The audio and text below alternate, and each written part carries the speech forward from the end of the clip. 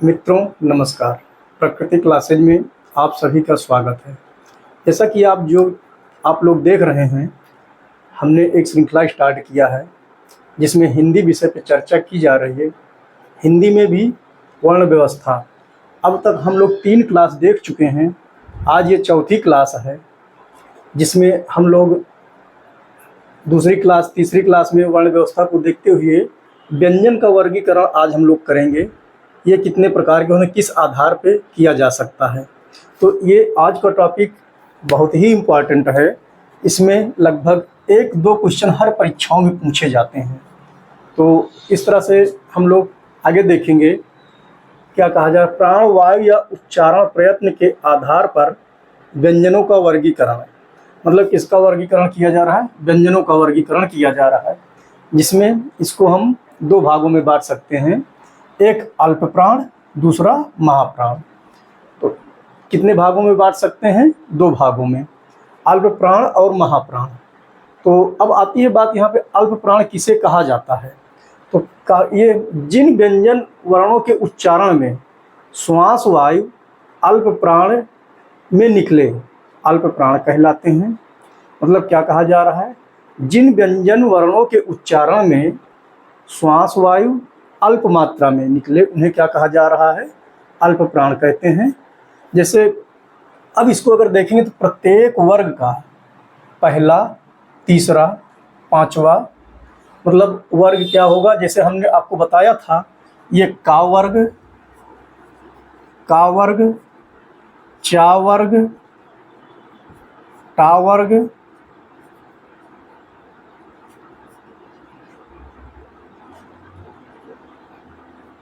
ता वर्ग, पा वर्ग।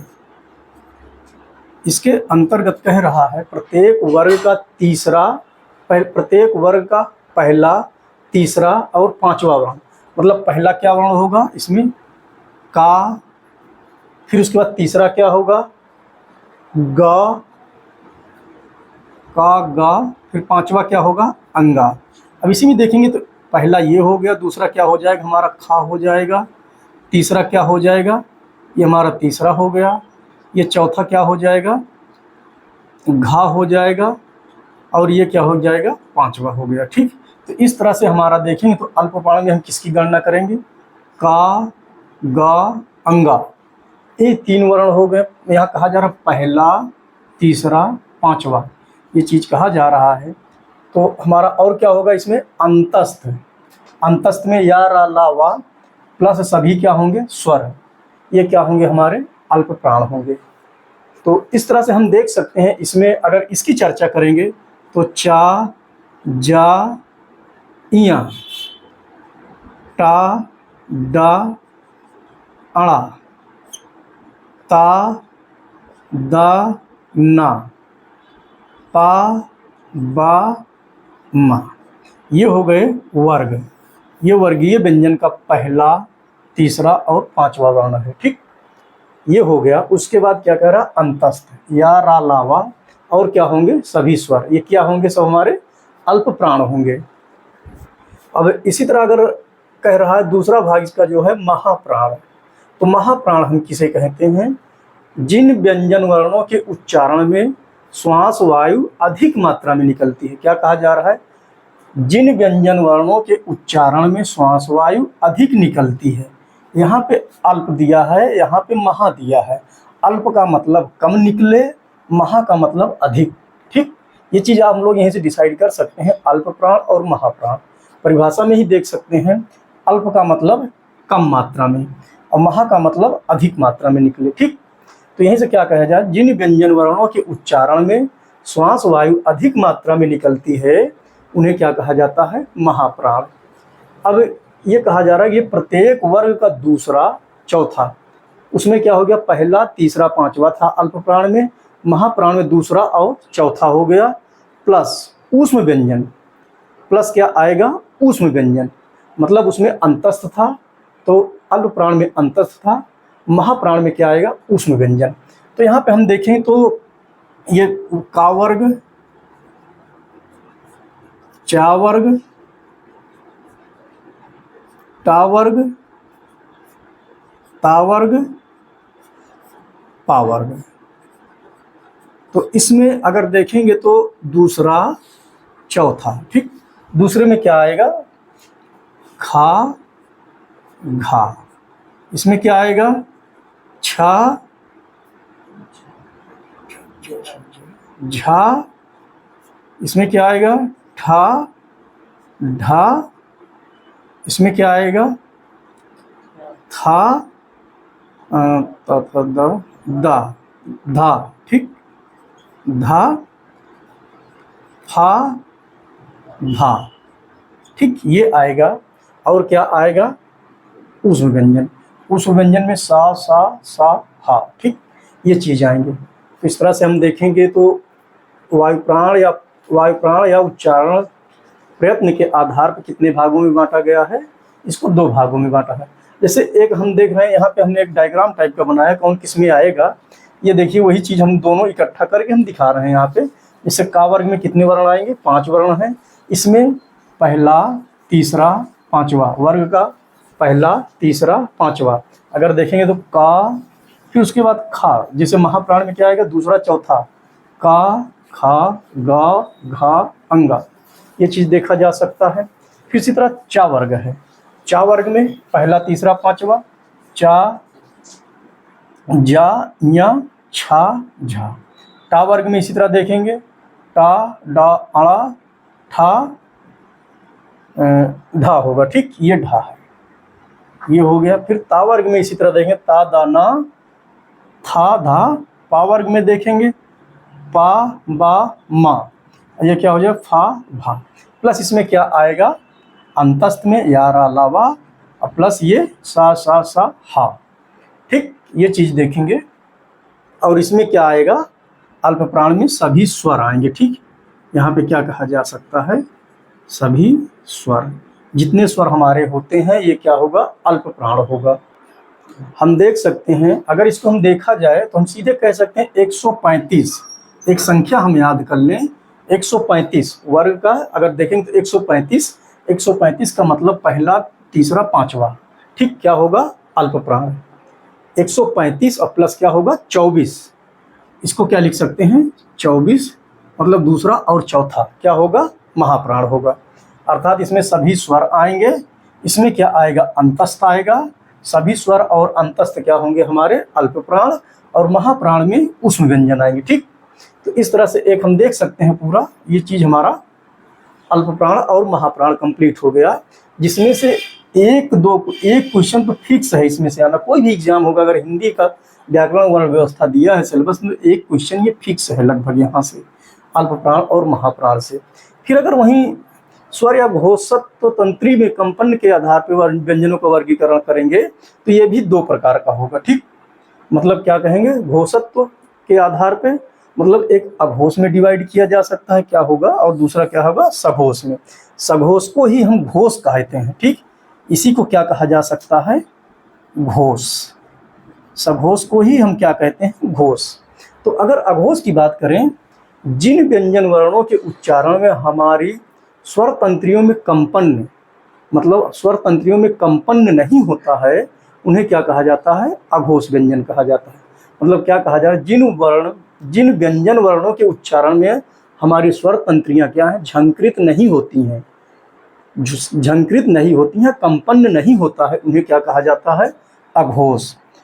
मतलब सीधे सीधे आ का मतलब नहीं याद कर लीजिए परिभाषा में, आ का मतलब नहीं, जिसमें स्वर तंत्रियां हमारी झंकृत ना हो, उन्हें क्या कहेंगे, अघोष कहेंगे।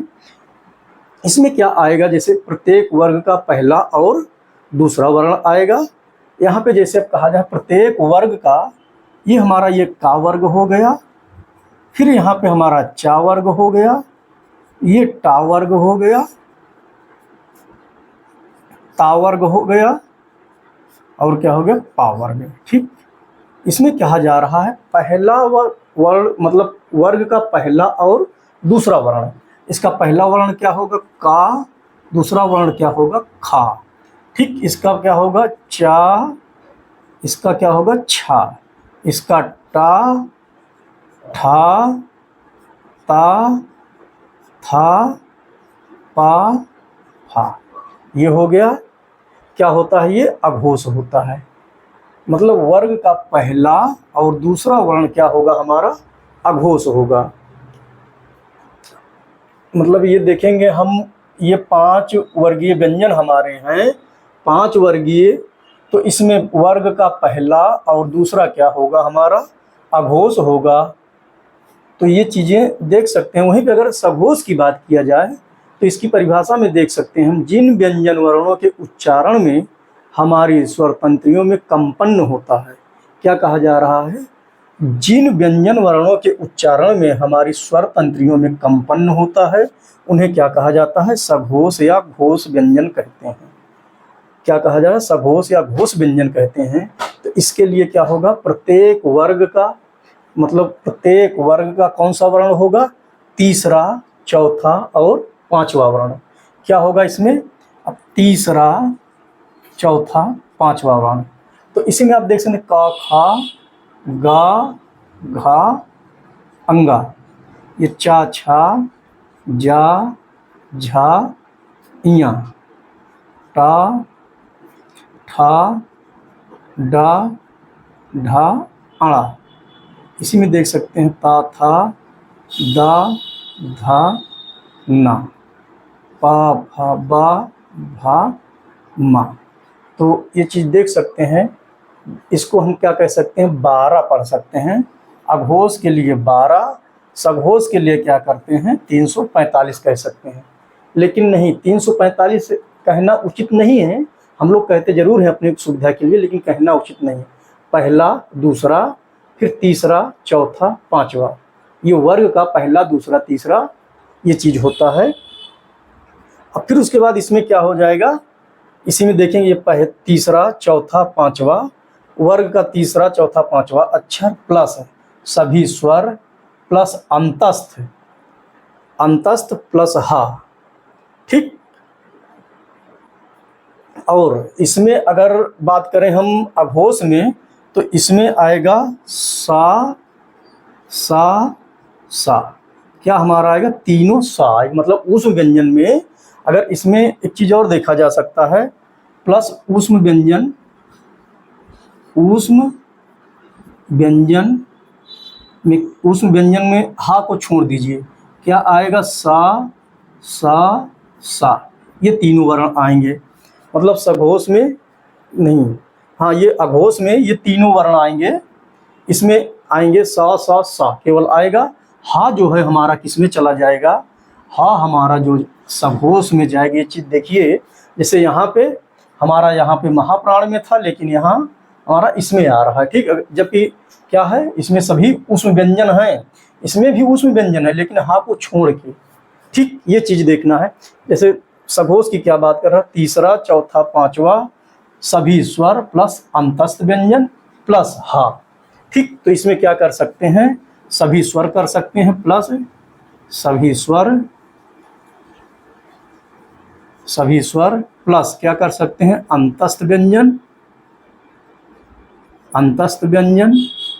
अंतस्थ व्यंजन में या, रा, ला, वा, फिर प्लस क्या कर सकते हैं, हा।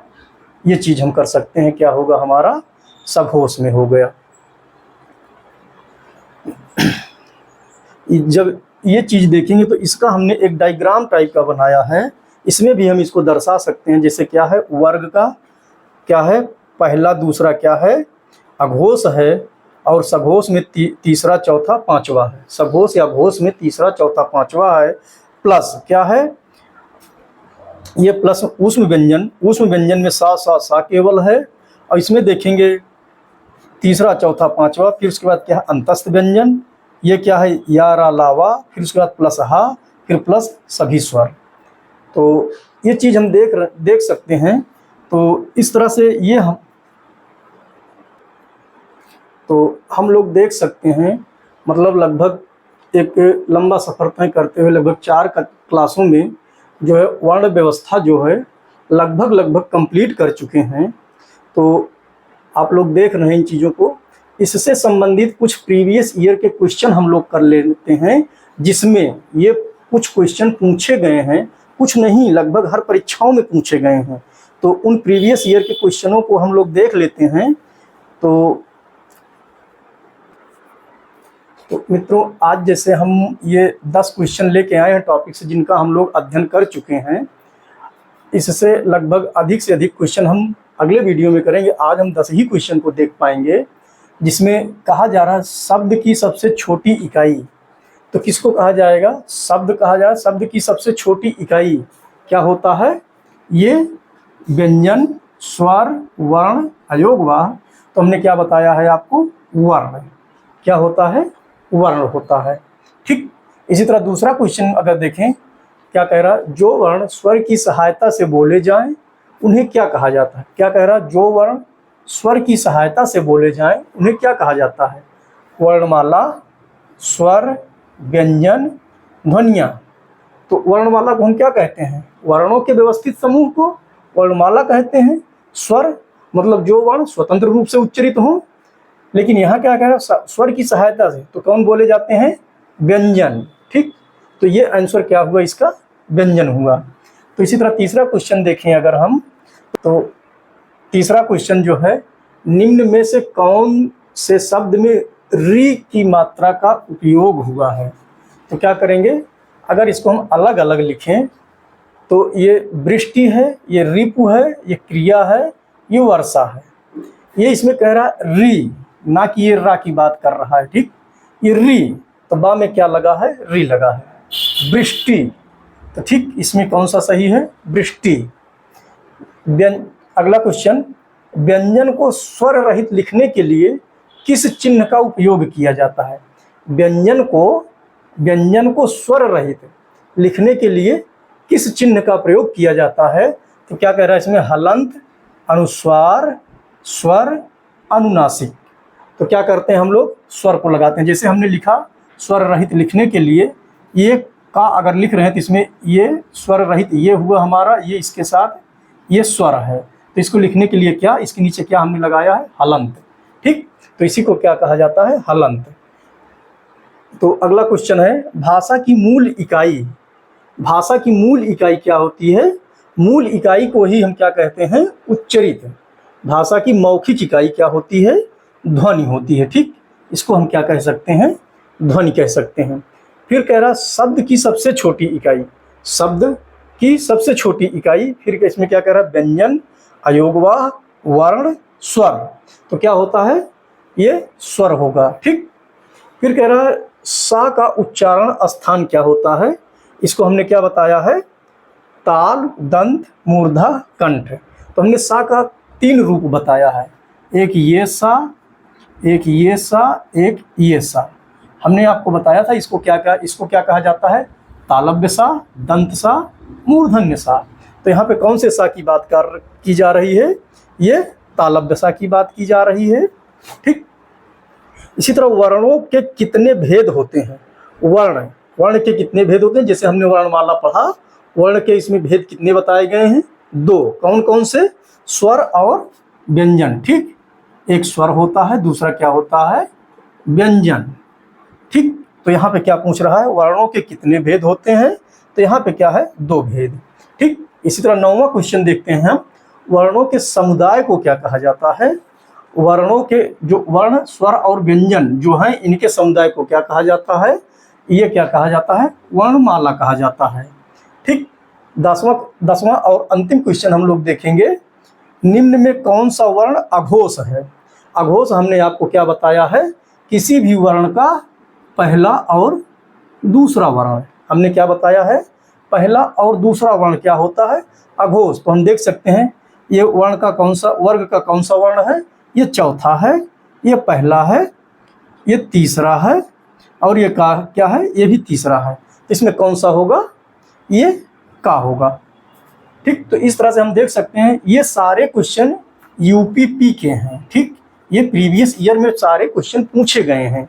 अगर आप कोई भी सॉल्व पेपर लिए होंगे तो इनको देखेंगे तो ये क्वेश्चन लगभग पूछे गए हैं।